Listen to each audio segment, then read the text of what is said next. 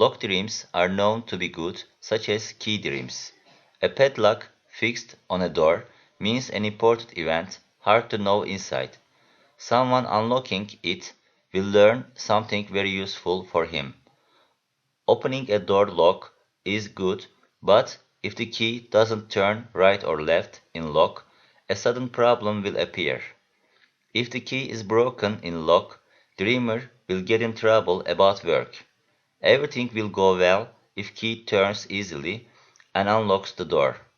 A person opening locks line by line will reach great success and fame. If dreamer locks a door, he has a secret he tries to hide from everyone. If the lock of this door is rusty, the secret will be heard and revealed. Opening the lock of a shop's door refers to a success on business or trade, and locking a shop's door means a damage on business and a problem on money affairs.